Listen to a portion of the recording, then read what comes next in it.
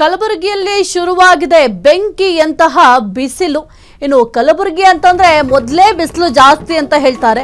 ಅಂಥದ್ರಲ್ಲಿ ಈಗಿರುವಂತಹ ತಾಪಮಾನವನ್ನ ಗಮನಿಸಿದ್ರೆ ಅತಿ ಹೆಚ್ಚು ಬಿಸಿಲಿದೆ. ಅಲ್ಲಿ ಜಿಲ್ಲೆಯಲ್ಲಿ ಬಿಸಿಲ ತಾಪಮಾನ 45 ಡಿಗ್ರಿ ಸೆಲ್ಸಿಯಸ್.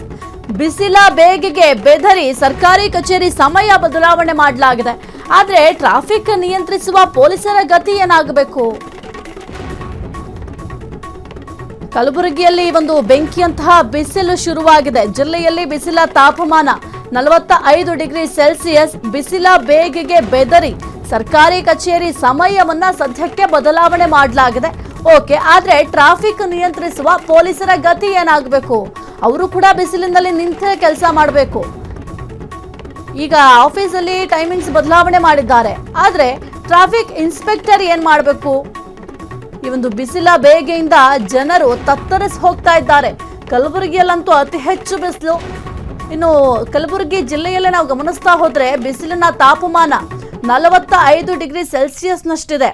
ಹಾಗಾಗಿ ಸದ್ಯಕ್ಕೆ ಅಲ್ಲಿ ಏನು ಸರ್ಕಾರಿ ಕಚೇರಿಗಳಿದಾವೆ, ಆ ಸರ್ಕಾರಿ ಕಚೇರಿಗಳ ಸಮಯವನ್ನ ಬದಲಾವಣೆ ಮಾಡಲಾಗಿದೆ. ಯಾಕೆಂತಂದ್ರೆ ಅತಿ ಹೆಚ್ಚು ಬಿಸಿಲಿರೋದ್ರಿಂದ ಆಫೀಸ್ಗೆ ಹೋಗೋದು ಕೂಡ ಬಹಳ ಕಷ್ಟ ಆಗುತ್ತೆ, ಮತ್ತೆ ವಾಪಸ್ ಆಗುವಾಗೂ ಕೂಡ ಬಿಸಿಲಿದ್ರೆ ಬಹಳ ತೊಂದರೆ ಆಗುತ್ತೆ. ಹಾಗಾಗಿ ಒಂದು ಸಮಯವನ್ನ ಅಂದ್ರೆ ಕಚೇರಿಯ ಸಮಯವನ್ನು ಕೂಡ ಬದಲಾವಣೆ ಮಾಡಲಾಗಿದೆ.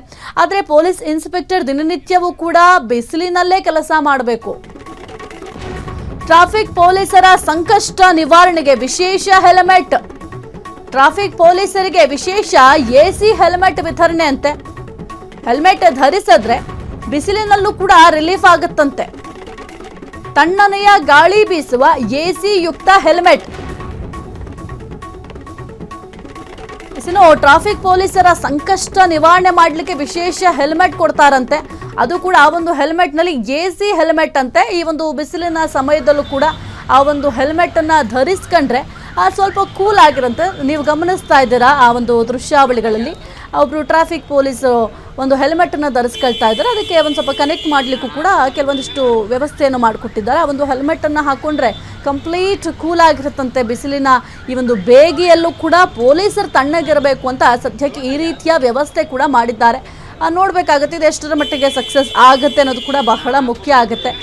ಯಾಕೆಂತಂದ್ರೆ ಈ ಒಂದು ಎಸಿ ಹೆಲ್ಮೆಟ್ ಅನ್ನೋದು ಕ್ಯಾರಿ ಮಾಡೋದಕ್ಕೆ ಸ್ವಲ್ಪ ಈಸಿ ಆಗಿದೆ. ಅದನ್ನು ನೀವು ಗಮನಿಸ್ತಾ ಇರ್ಬೋದು. ಆ ಒಂದು ಹೆಲ್ಮೆಟ್ನಲ್ಲೇ ಎಸಿ ಇರೋದ್ರಿಂದ ನಿಮಗೆ ಕ್ಯಾರಿ ಮಾಡಲಿಕ್ಕೂ ಕೂಡ ಅವ್ರಿಗೆ ಬಹಳ ಈಸಿ ಆಗುತ್ತೆ. ಮತ್ತು ಈಗ ಟ್ರಾಫಿಕ್ ಕಂಟ್ರೋಲ್ ಮಾಡಬೇಕು ಅಂತಂದರೆ ಅಲ್ಲಿ ಓಡಾಡಲೇಬೇಕಾಗುತ್ತೆ.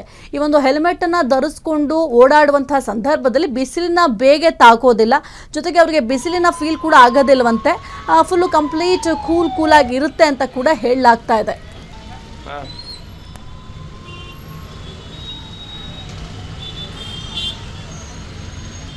ಕ್ಷಣ ಕ್ಷಣದ ಸುದ್ದಿಗಳಿಗಾಗಿ ಫ್ರೀಡಂ ಟಿವಿ ಸಬ್ಸ್ಕ್ರೈಬ್ ಮಾಡಿ, ಲೈಕ್ ಮಾಡಿ ಹಾಗೂ ಫಾಲೋ ಮಾಡಿ.